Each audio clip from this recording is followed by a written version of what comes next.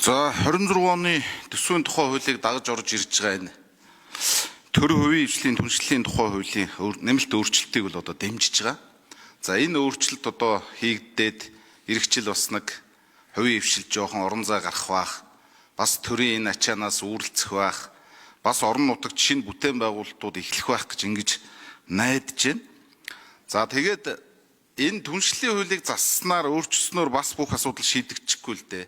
Жишээлбэл одоо энэ орон нутагт бүтээн байгуулалт хий, шинэ хөрөнгө оруулалт хийгээд юм барья гэхээр газрын асуудал үүсдэг болцсон. Газрын тухай хуульд ер нь өөрчлөлт оруулах уу? Ер нь энэ эдийн засаг хөгжлийн яам энэ төр хувийн хвшлийн түншлэлийн тухай хуультайгаа уялдуулаад өөр одоо газрын тухай хууль ч юм уу, татварын тухай хууль ч юм уу ер нь ямар өөрчлөлтүүдийг ингэж зохицоор нь хийх вэ? Энэ дээр хийсэн судалгаа байна уу? Тэгэхгүй бол одоо зөвхөн нэг энэ төр хувийн хвшлийн түншлэлийн тухай хуульд нэг хэдэн зүйл заалт өөрчлөлт оруулснаар бас ажил урагшлна гэж ингэж харахгүй байна л да. Тэгэхээр энэ дээр нэг тодорхой хариулт хэлээч. Өөр ер нь ямар хуулийн өөрчлөлтүүд хийх вэ гэж.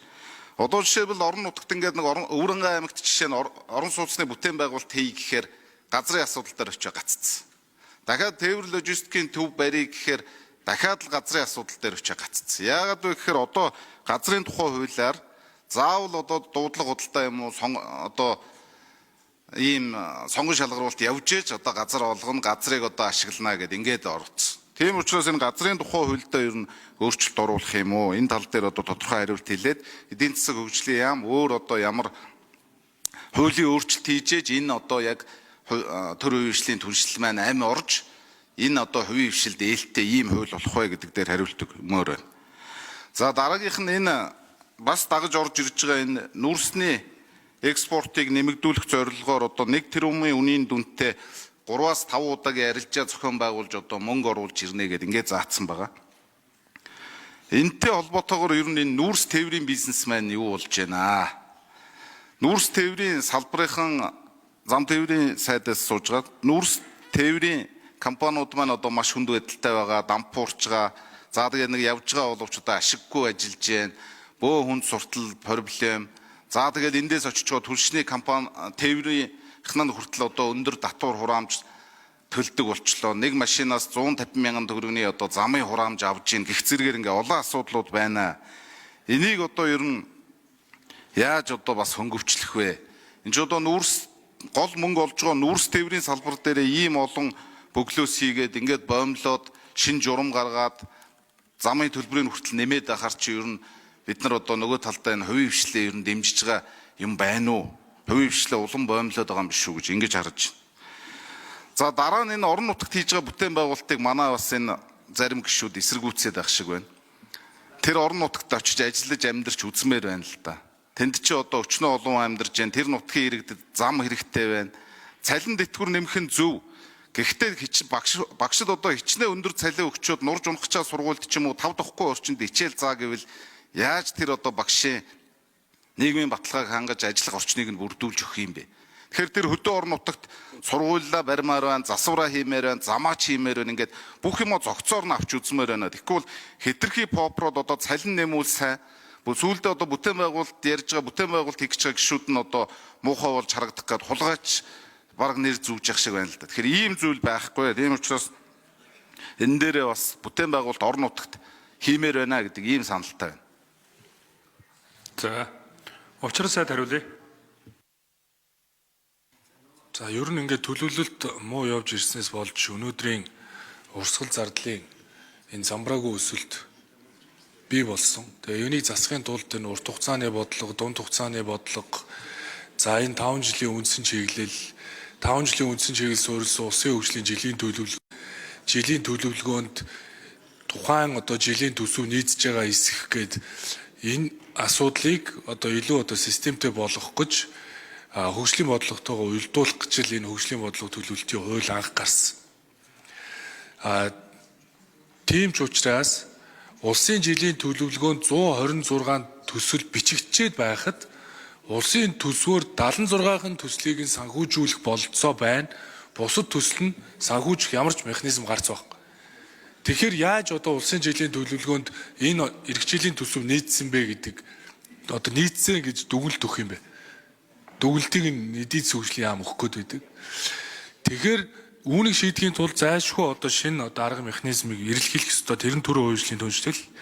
Гэтэл төрийн хувийн хөгжлийн түншлийн одоогийн хэрэгжиж байгаа хууль бол яг энэ үе шатуудыг нь дамжаад 3 удаа тэр зөвшөөрөл аваад яамныхын тэр жагсаалтанд ороод засгаар ороод за тэгээ урьдчилсан үнэлгээ тэр бүрэн шинжилгээг нь хийгдээд хамгийн сүүлд нээлттэй сонгуульч шалралт хийгдээд хамгийн бага үнэндээ өгчдөг. Тэгээд нөгөө гадны түншлэлээр орж ирж байгаа хөрөнгө оруулалт хийж байгаа компани ноу хавыг нь ашиглаад ингээл газар одоо хэрэггүй мэтэр хайчдаг ийм л байгаа байхгүй. Тэгэхээр үүнийг шийдэхийн тулд аймаг орон нутаг өөрөө бие дагаад түншлийн төслөө хэрэгжүүлээ. Өмнө нь түншлийн хуулиар энэ нийслэл улсын төсвөөс татаас авдаггүй аймагуд хялбаршуулсан журмаар шийддэг болгосон. Тэгэхээр энэ төр хувийн түншлийн хууль өөрөө аймаг орон нутагт энэ эрх мэдлийг нь өгснөөрөө газрын асуудал бол давхар шийдэгдэх болцоо бүрдэнэ. Уг нь бол түншлийн хууль дээр тэр зөвшөөрөл өгөх. За тэр газар олгох, ажиллах нөхцөл болцоогоор хангахыг түншлийн хуулиар зохицуулж өгсөн хэдий ч төрийн захиргааны төв байгууллага өөрөө түншлийнхаа төслийг хэрэгжүүлъя гэд жагсаалтандаа оруулаад тэр бүрэн шинжилгээг нь хийгээд урьдчилан шинжилгээг нь хийлгээ явуулж итэл нөгөө аймагт нь газар олгоо гэд төрийн захиргааны төв байгууллагаас нь үүрэг өгöd байхаар энэ ажлыг явуулдаггүй. Ингээ аймаг өөрөө хэрвээ тэр түншлийн төслөө өөрсдөө хэрэгжүүлээд нутгийн өөрөө удирдах байгууллагаараа оруулаад ингээд шийдээд явбал нэг өсөндөө тэр төслийн бүрэн одоо байдлыг нь хангах, бэлэн байдлыг нь хангах эрх үүрэг нь өөрөө аймагт нэрнэ. Тэгэхээр аймаг өөрөө газрыг нь олох асуудлыг өөрөө шийдвэрлэнэ гэсэн. Нэг өсөндөө хөрсөндөө буусан амьдралтаа одоо түншлийн төслүүд хэрэгжүүлээд эхэлнэ л гэж ойлгож байгаа. Тэгэхээр хуулинд нь хүртэл хатуу заасан ба. Газар олох, зөвшөөрөл өгөх бүх талаар За нэмж дэлгэр сайхан сайд тодруулж хариулъя. За хос үерх шүүний асуултанд хариулъя. Тэгээд би бол таны хэлж байгаатай бас саналдаг байна. Гэхдээ та бас нэг бид ер нь дэд үтс хөгжөөгүй улс шүү дээ. Ер нь бол бодит байдал дээр нэг хэдэн дэшээ нэг жоохон Багдадсын зам тавьсан. Тэгээ одоо та энэ 150 мянган төгрөгийн төлбөр аваад байна гэж ярьж ах шиг байна. Ер нь бол бид ялангуяа энэ уул уурхайн бүтээгдэхүүн ачсан машинуудыг нийтийн хэрэглээний одоо хатуучилтай авцсамаар явахдаа 150 мянган төгрөгийн төлбөр авахыг одоо засгийн газрын 25 оны 9-р сарын 13-ны өдрийн 77 дугаар тогтоолоор энийг шийдсэ. За энийг шийдэхгүй бол ингээд нэгдүгээр замаацсах мөнгө байхгүй бид. Хоёрдугаарт бол та өөрөө мэдж байгаа. Нэмж тодруулъя. Нэмж хариулъя. Тэгээд дагаад сэтрүүлэхгүй байх үднээс энэ хяналтыг тавьж байгаа. Нөгөө талаараа бол уул уурхайн бүтээгдэхүүний бас экспортыг дэмжих зорилгоор энэ тогтоол гарсан. Энэ одоо журмыг гаргаснараа бол өнөөдөр ямар нэгэн жолооч нараас ямар нэгэн гомдол ирээгүй. Нэгдүгээрт, хоёрдугаарт бол энэ бол ганц нүүрс биш. Жонш, төмрийн хүдэр гээд бүх төрлийн уул уурхайн бүтээгдэхүүн зориулт тавигдсан ийм татвар байгаамаа. Энэ урд нь бол одоо вагоноор зэрэг явж байгаа. Гэхдээ бид бас ингээд Улаанбаатар хотыг дулаанаар хангахын тулд Улаанбаатар төмөр замд байгаа одоо нэг 1000 уул нь бол одоо дулааны цахилгаан станцуудын нүүрсийг ойролцоогоор 1200 вагоноор хангадаг. Гэтэл өнөөдөр бид бол яг бодит байдлаар нэг 800 вагонтой тэгээ хувийн хвшлээс вагонуудын татч явж ийж одоо нүүрсээ дотоодын нүүрсээ энийг хангаж байна. Энэ За хос хоёр гишүүн тодруулъя. Дэлгэр сайхан сайд жолооч нараас санал гомдол ирээгүй гэж хариулж яхаа. Энд ч одоо хэдхэн хоногийн өмнө бүгдээрээ л харсан байна. Ордны баруун хаалган дээр баахан тээвэрчд ирсэн зогсоол бидэртээ хүртэл уулзсан шүү дээ. Дээр нь дахиад энэ урагшаа явж байгаа Төв аймгийн надлын постн дээр постны хажуу талд 20-30 За дэлгэр сайхан сайд хариулъя.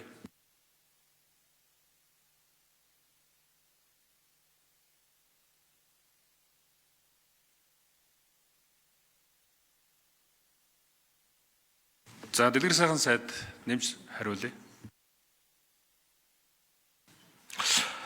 Хосоор гишүүнээ энэ ордны гадаа ирсэн чинь бол манай шатхууныхаа ирсэн юм аа.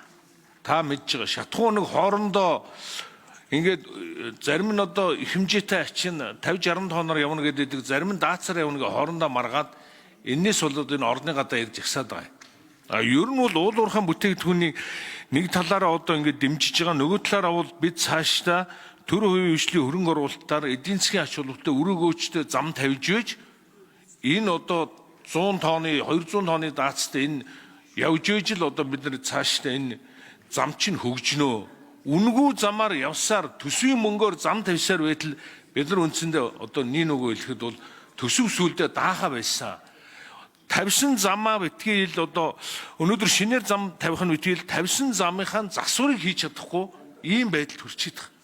Бид нар ойролцоогоор нэг 8000 гаруй хатуучилттай одоо зам байна.